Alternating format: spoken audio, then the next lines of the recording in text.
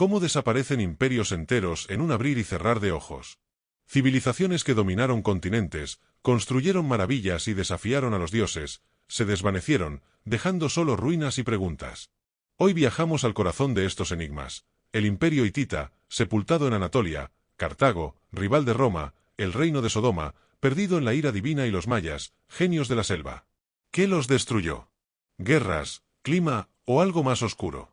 Acompáñanos en este viaje por la historia, donde los imperios caen y los misterios perduran. ¿Cómo desaparece un imperio en una sola noche?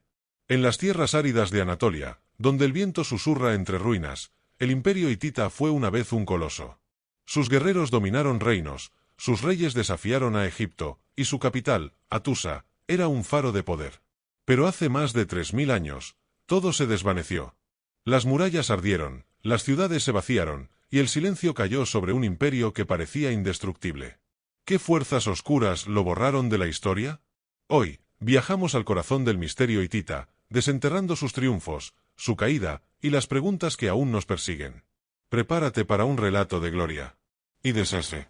En el siglo XVII a.C., los hititas surgieron como una chispa en la oscuridad. Desde pequeñas ciudades-estado, forjaron un reino que cambiaría el mundo antiguo. Acompáñanos en este viaje al pasado, donde la historia se escribe con fuego y sangre. En el siglo XVII a.C., Anatolia era un mosaico de tribus y ciudades guerreras.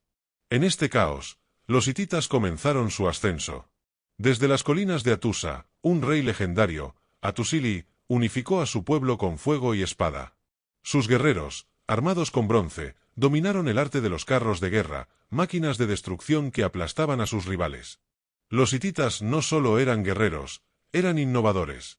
Desarrollaron leyes escritas, un código que regía desde el comercio hasta la guerra. Su idioma indoeuropeo, preservado en tablillas, revela una sociedad sofisticada. Bajo Anita y Labarna, el reino se expandió, conquistando ciudades como Canés y Nesa.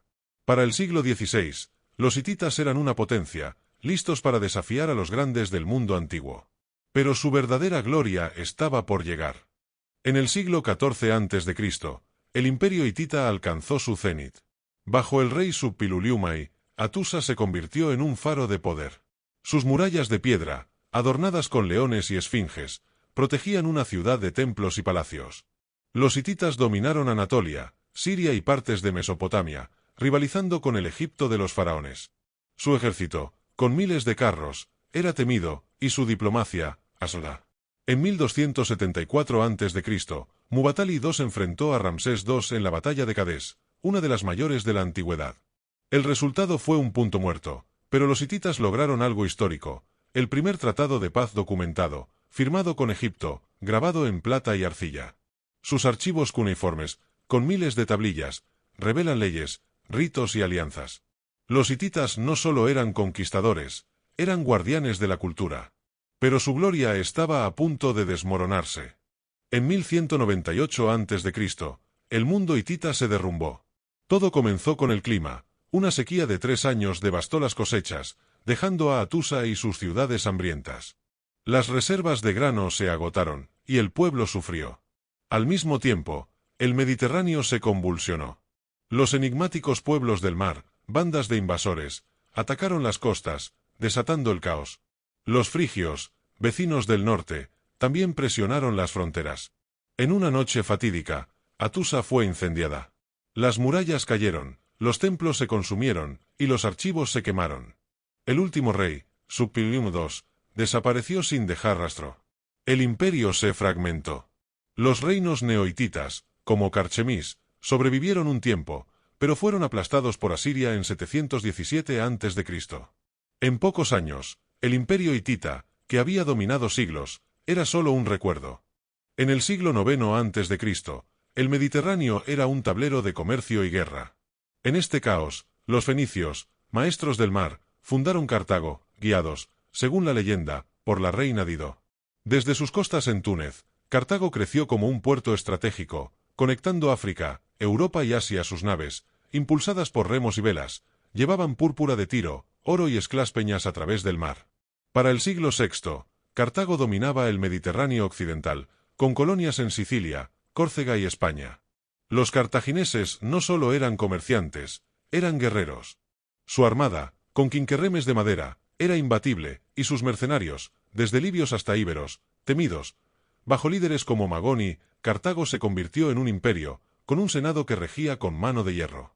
Pero un rival emergía en el horizonte: Roma, una ciudad ambiciosa que no toleraría competencia.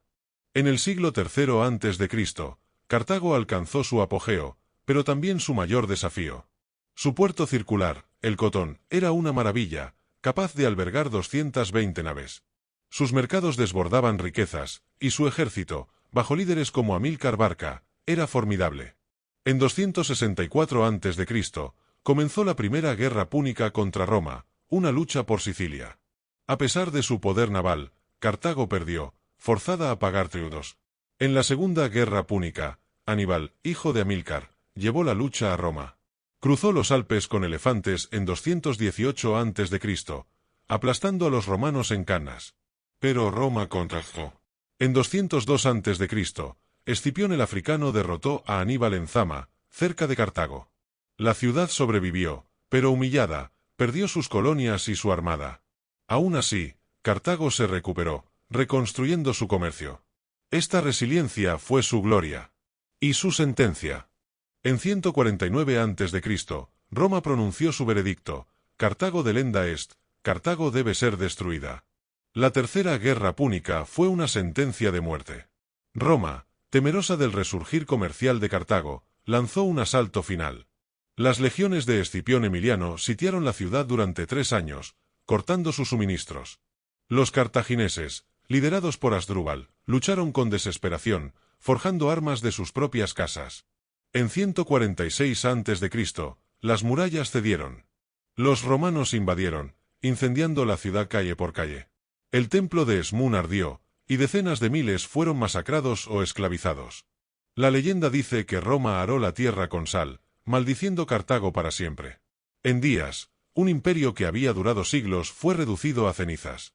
Cartago, la joya del Mediterráneo, había desaparecido.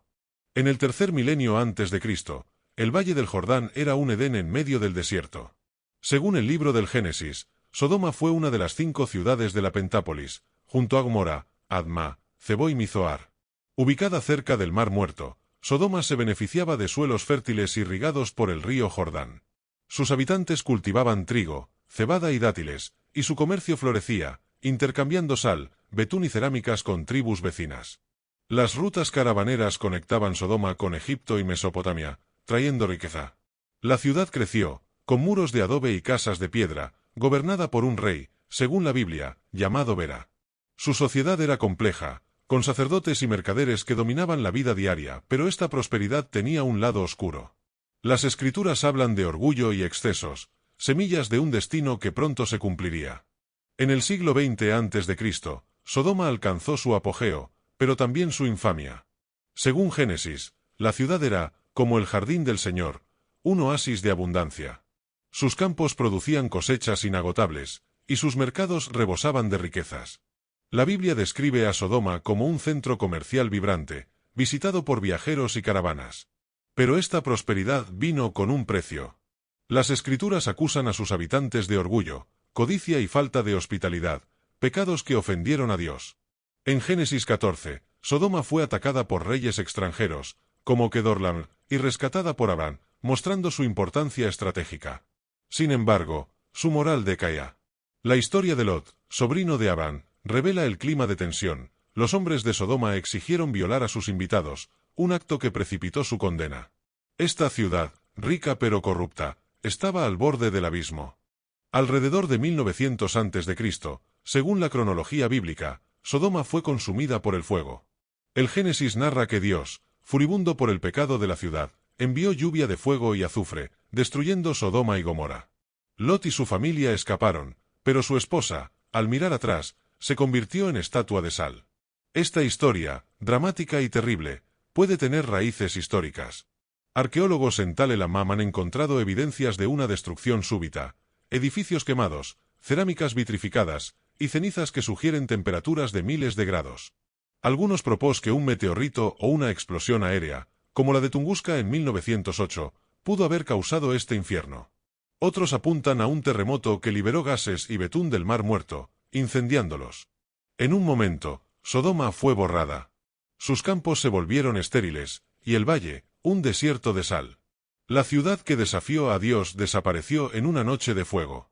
En el segundo milenio antes de Cristo, las selvas de Mesoamérica eran un crisol de culturas. En este mundo verde, los mayas empezaron su ascenso. Desde pequeños pueblos en Yucatán, Guatemala y Belice, desarrollaron la agricultura, cultivando maíz, frijoles y calabazas en milpas fértiles. Para el siglo VIII a.C., ciudades como El Mirador crecieron, con pirámides primitivas y plazas que reunían a miles. Los mayas no eran un imperio unificado, sino una red de ciudades-estado, cada una gobernada por reyes divinos, o Ahab. Su ingenio era asombroso. Inventaron un sistema de escritura jeroglífica, registrando historias en piedra, y dominaron el comercio, intercambiando jade, obsidiana y plumas de quetzal. Hacia el siglo III de nuestra era, los mayas estaban listos para su edad de oro, construyendo ciudades que desafiarían el tiempo. Pero su destino aún no estaba escrito.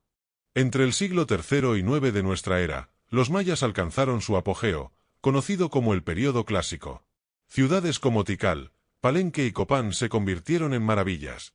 Tikal, en Guatemala, albergaba pirámides de 70 metros, templos que tocaban el cielo, y plazas donde se reunían decenas de miles. Los mayas eran maestros de la astronomía, mapeando estrellas y prediciendo eclipses con observatorios como el de Chichén Itzá. Su calendario, de una precisión asombrosa, regía rituales y guerras. Su arte y escritura florecieron. Estelas grabadas con jeroglifos contaban las hazañas de reyes como Pacal el Grande, cuyo sarcófago en Palenque es una obra maestra. Pero este esplendor no estaba libre de conflictos. Ciudades como Tikal y Calakmul libraron guerras por el poder, con alianzas y traiciones que moldearon la región. Los mayas brillaban, pero las sombras de su caída ya se acercaban. En el siglo IX, el mundo maya se derrumbó. Entre 800 y 900 de nuestra era, ciudades como Tikal, Copán y Palenque fueron abandonadas, sus templos entregados a la selva. No fue una guerra súbita ni una invasión, fue un colapso silencioso y devastador.